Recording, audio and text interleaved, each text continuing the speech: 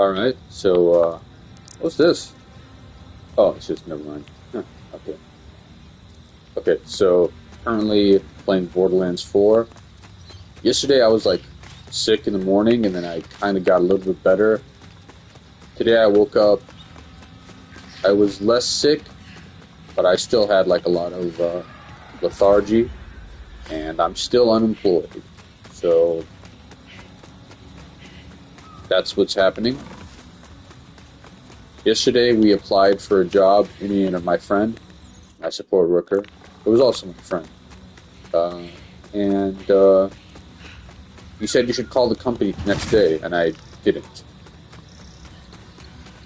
But yeah, it's 3:22. I guess I can call him soon, but yeah, I haven't called him yet. It was a trivia job,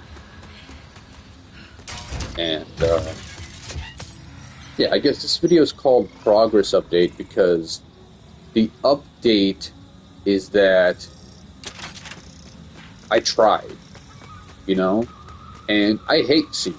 I hate applying for jobs on Seek because it really just feels like you might as well take your resume and, you know, scrunch it up into a ball and throw it in the toilet. Like that feels just as productive as applying for a job on Seek. But I guess the one thing you get out of it, even if they don't even look at your resume or whatever, is that you feel like you've done something. And it's not nothing. It's very close to being nothing. But it's not.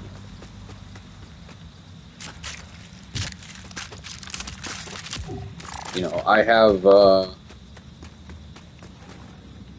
potential paths in front of me, yeah?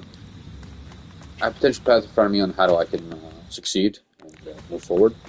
And yeah, sure, I'm starting to see some potential to grow, yeah? Because the situation continues to be shit, but at least my self-perception is improving. Like, rent in Australia hasn't changed. Food prices haven't changed. But the way I approach those things has changed slightly in the sense of, hey, hopefully one day I'll be able to put myself in a position where I'm making more money than spending, and that mathematical formula can be like, once you get to a certain level of empowerment, you can kind of build on that.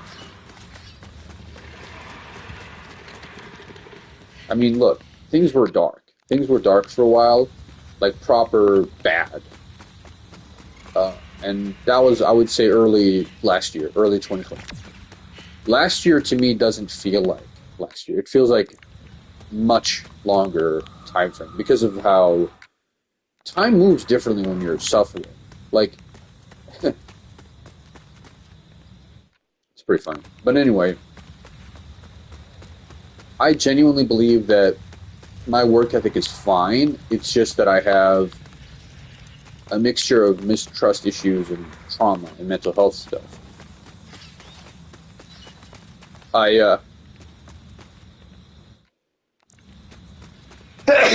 I look at people like, you know, whether it's Friendly Jordies or Mr. Beast or whatever, and look, I understand that they do difficult things every day. They do difficult things, but at the same time, they're probably just they're built different, or they've experienced different circumstances growing up compared to me, right? I can't comment too hard. I don't know the full story of either Jordan Shanks or Jimmy Donaldson. But like, there's no shame in admitting that in some ways, my childhood was probably harder than theirs. In some ways, because you know the feeling of uncertainty that I experienced as a child from various factors, it kind of drove me to dissociate from myself, right? So I kind of didn't really understand who I am as a person, and in some ways I still don't. I have a better grasp of who I am, but it's still kind of shrouded in mystery.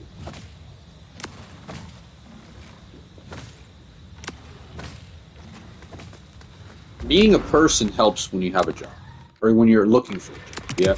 Because you feel like you're working towards yourself and you're helping yourself, right? And you want to help yourself.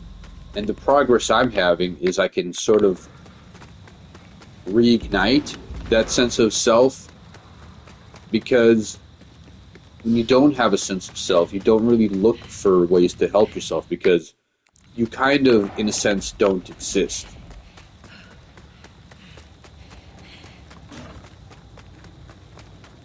If that sounds bleak, it is. It's bad. It's a bad.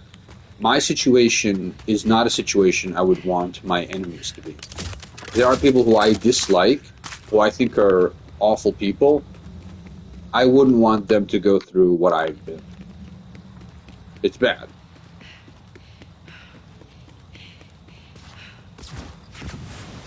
Now, I did comedy for a long time, yeah? And people might think, oh, you're so brave because you don't care. You just try new jokes and you don't care. It's like, bravery is the courage in the face of fear. And at some point, I stopped feeling fear because I was just completely checked out. So it's a double-edged sword, because on one hand, you don't really feel the pain of bombing. On the other hand, you don't feel the joy of doing well because you've been checked out. You understand? So I would do really well, and I wouldn't care. It would feel very hollow.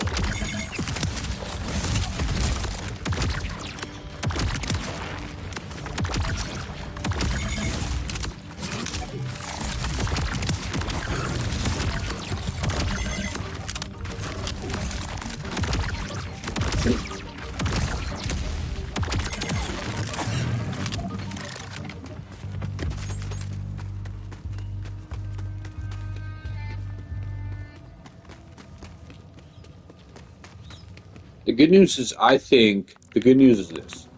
If there's any good news I can get out of the fact that I've been unemployed for so long, it's that it probably taught me a few lessons on how to survive and how to spend my time wisely, yeah? When you have a job, like, it takes up a pretty big chunk of your time, and then you're kind of doing admin stuff outside of your work, and it gives you a lot of structure, too. Like, you see the same people, you go to the same place, and you feel a sense of familiarity. And I've sort of had to build my life around lack of structure. And that's kind of where comedy came in, right? Comedy wasn't like a proper job, but it functioned as a sort of semi-structure, because it's a place you go to and you see the same people and you go to the same places, and there's some sense of familiarity, right?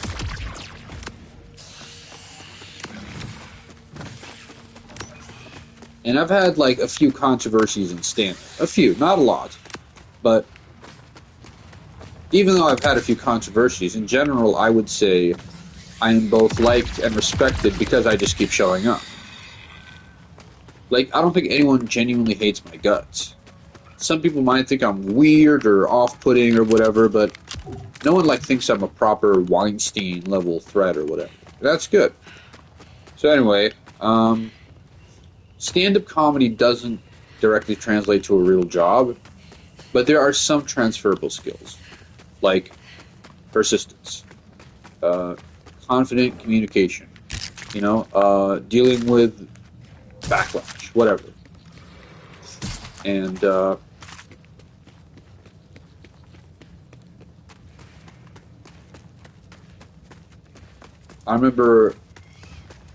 I actually don't remember if I heard this information through a blog, or no, I think it was okay. If my memory serves me correct, this guy named Nick Sun, he made an appearance on a podcast episode that has since been taken down.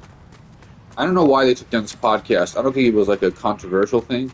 Anyway, the podcast was with Jen Carnevale and Ben Elwood, and he told them that, yeah, I've been doing comedy for a long time, and I couldn't like rent an apartment. I couldn't do a certain amount of things because stand-up comedy isn't like work experience. And he's right. It's not like actual. I can say I've done stand-up, and it's true I have done it, but like other people have timesheets and references and things that I don't have, and they have a salary. Like, there's a lot of benefit to having a weekly salary, especially in this country, any country, and that you have built trust. You can get a credit card, you can get a car, like you don't have to pay for the entire car. You can repay to get a mortgage, you know? Like, theoretically, if I could go back to when I was 21, just after finishing university, I might have put stand-up on the back burner and focused way more of my time on finding a proper job. I might have done it. I can't say for sure I would have, but it's a possibility. Like, theoretically speaking, if I had,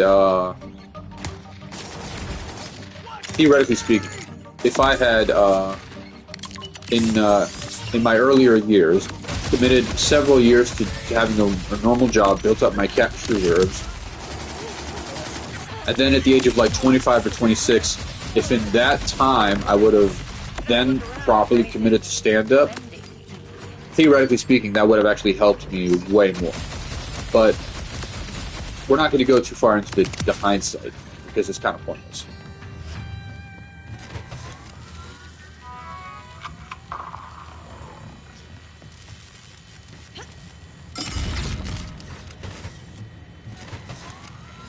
Oh, fuck. I think they want me to input one of these guys. I don't want it. Okay, so green, blue, purple, yellow. Fine. Alright. Anyway, I think we'll end the stream there. Just kind of a little progress update. Look, the important thing is this. I fucking still hate the job market. I still feel frustrated about the fact that I've been unemployed for so long while trying to get a job. I feel frustrated about many things, and also, hopefully, at some point, the world will catch up and realize that I am a talented, smart person, and I'm worthy of money, just like others.